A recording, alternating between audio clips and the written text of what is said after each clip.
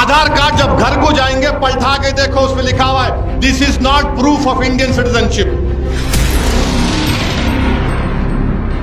अभी तो अमित शाह बोल रहे नहीं नहीं कोई मुसलमान की सिटीजनशिप नहीं ली जाएंगी। तो मोदी को, अमित शाह को खड़े होकर बोलना चाहिए कि कभी भी एनपीआर एनआरसी नहीं होगा देश में। बोलो।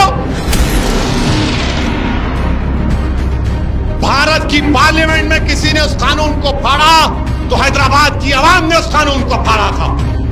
और मैं यहां पर खड़े होकर कह रहा हूं इंशाअल्लाह ताला हैदराबाद की पार्लियामेंट की आवाम, तेलंगाना की आवाम, किशनगंज की आवाम CAA के खिलाफ वोट देगी और इंशाअल्लाह ताला बीजेपी को हराएगी इंशाअल्लाह ताला।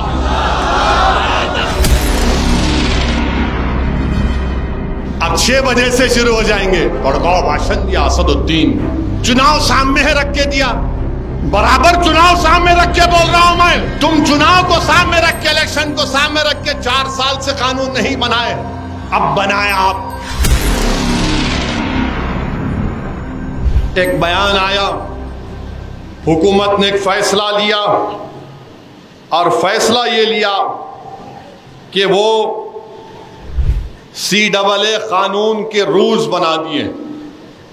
मैं पहले भी कहा और आज भी कह रहा हूं कि CAA कानून को आप सिर्फ CAA के तौर पर नहीं देख सकते। CAA के कानून को आपको NPR और NRC से जोड़कर देखना पड़ेगा।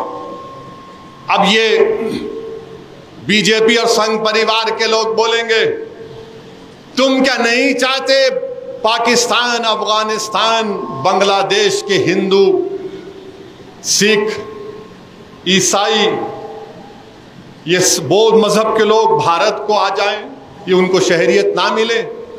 मैं कभी खिलाफ नहीं था। अरे जब हमने 2 नेशन थियरी को रिजेक्ट किया, मुस्तरद किया, हम क्यों उसकी मुखालिफत करेंगे? कोई अगर हमारा हिंदू भाई पाकिस्तान, बांग्लादेश, अफगानिस्तान से सिख आ जाए, क्या CAA कानून से पहले उनको सिटीजनशिप देने का कानून नहीं था? था,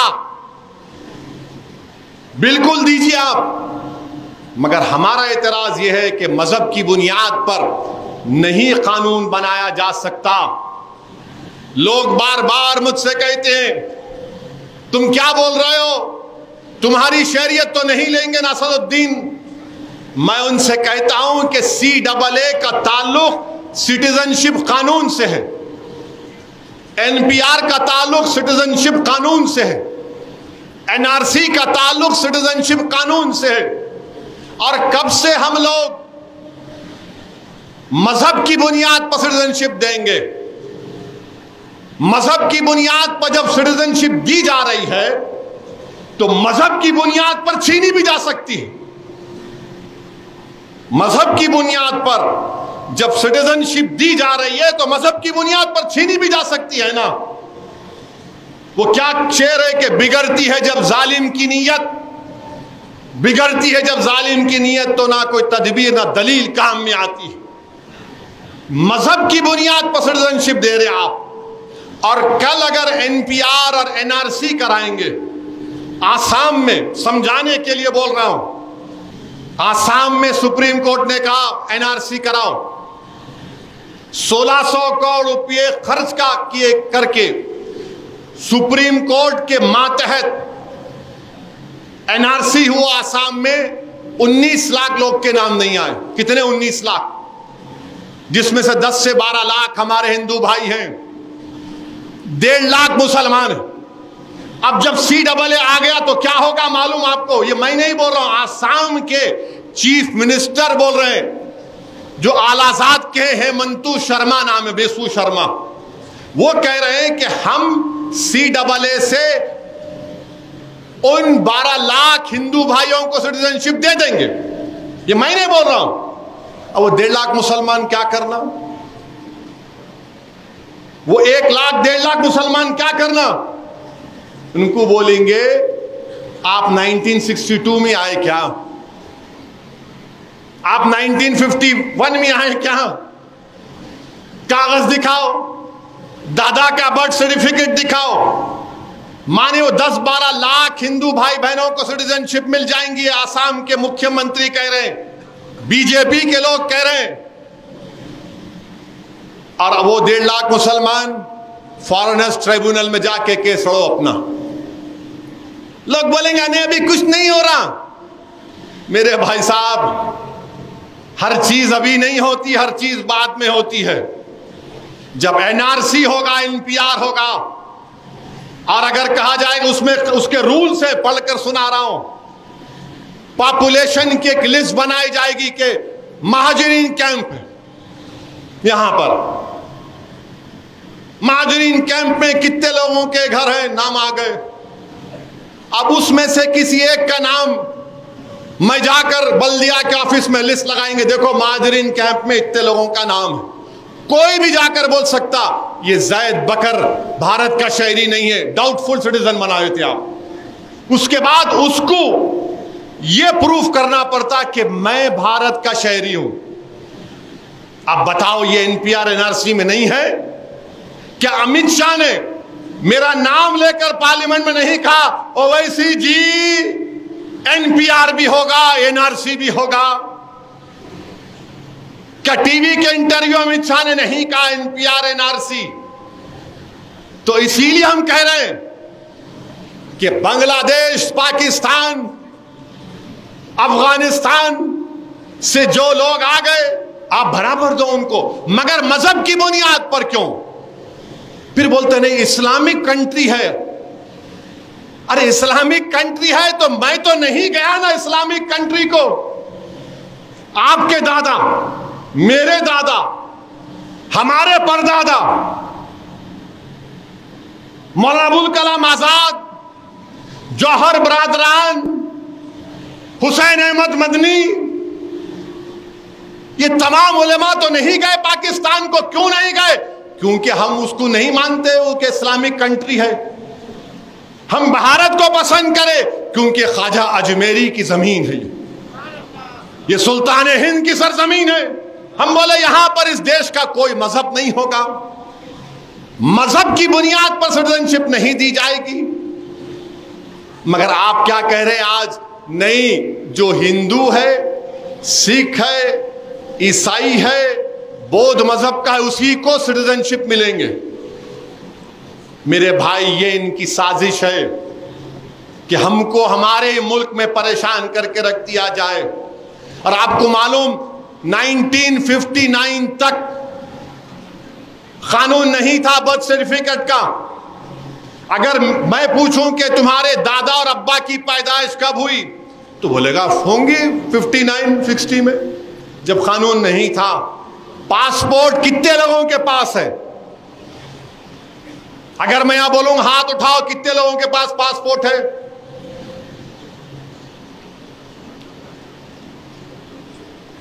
जरा कैमरा घुमाओ, इतने लोगों के पासपोर्ट है। तो ये प्रूफ जरूर है। जिनके पास नहीं है उन्हें क्या करना? गवर्नमेंट का डेटा यह बोलता है कि पासपोर्ट पूरे मुल्क में सिर्फ 5% लोगों के पास। 130 करोड़ का देश, सिर्फ 5% लोगों के पासपोर्ट है। आधार कार्ड किसके पास है? अब आप फर्क महसूस करो, पासपोर्ट में कम हाथ उठे, आधार कार्ड में पूरे उठ गए। उठे ना? आधार कार्ड जब घर को जाएंगे पलटा के देखो, उसमें लिखा हुआ है this is not proof of Indian citizenship, this is not proof of Indian citizenship. अब यही तो मैं बोल रहा हूं। अब आप बताओ फिर क्या बताएंगे? अब आप आके बोलेंगे नहीं, आप जो है अपने दादा का बर्थ सर्टिफिकेट लेकर आओ। कहां से लेके आऊंगा मैं? कहां से लेके आऊंगा बताओ? अभी 4 दिन पहले जुल्फिकार साहब गवाह हैं, पूना से एक बच्चा फोन किया मुझे, मेरे को यह बोला कि कहां रहने वाले यार? हाँ, जलाल कुचे का रहने वाला हूं। वहां पे एक दवाखाना है, मेरी अम्मा मेरे को वहां पैदा करी। साहब अब ये CAA ला रहे लोग, मेरे को लिख के दे दो कि मैं यहां पैदा हुआ। अब आप बताओ क्या तमाशा होने वाला है, ये क्या करने जा रहे हैं। अभी तो अमित शाह बोल रहे नहीं नहीं कोई मुसलमान की सिटीजनशिप नहीं ली जाएंगी, तो मोदी को अमित शाह को खड़े होकर बोलना चाहिए कि कभी भी NPR NRC नहीं होगा देश में। बोलो बोलो NPR NRC नहीं होगा। नहीं बोलेंगे, नहीं बोलेंगे। क्यों?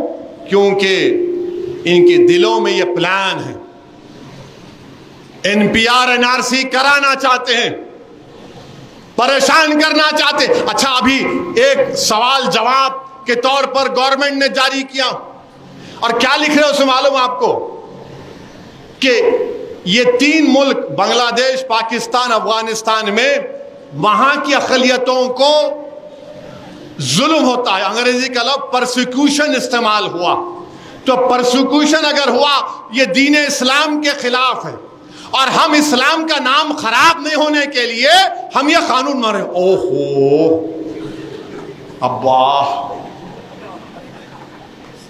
इतनी मोहब्बत हो गई आपको,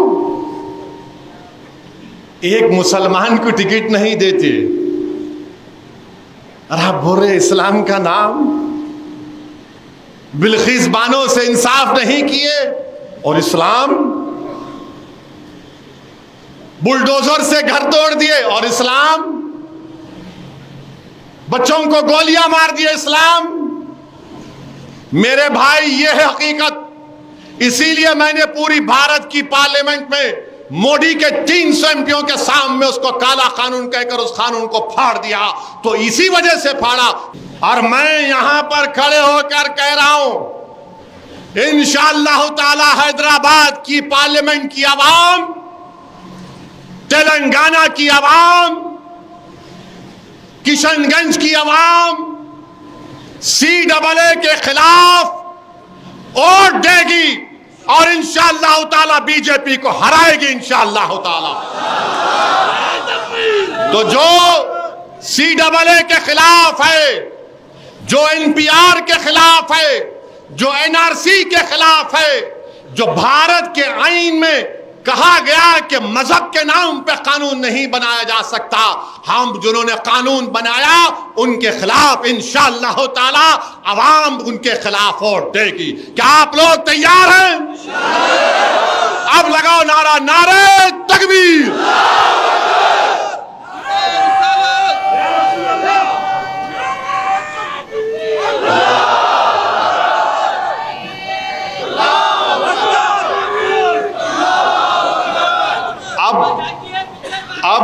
अब क्या हो रहा है?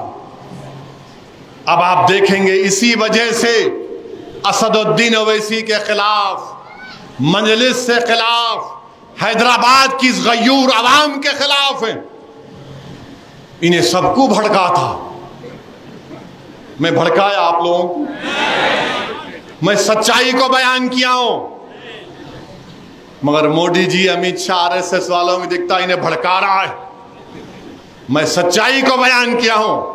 हैदराबाद की आवाम कभी CAA के मानेगी नहीं, उसके खिलाफ वोट देगी इंशाअल्लाह ताला। ये, और हम उम्मीद करते हैं कि हमारे नए चीफ मिनिस्टर भी CAA के खिलाफ हैं, क्योंकि ऐवान असेंबली में मजलिस की नुमाइंदगी पर एक करारदाद, रेजोल्यूशन पास किया गया था।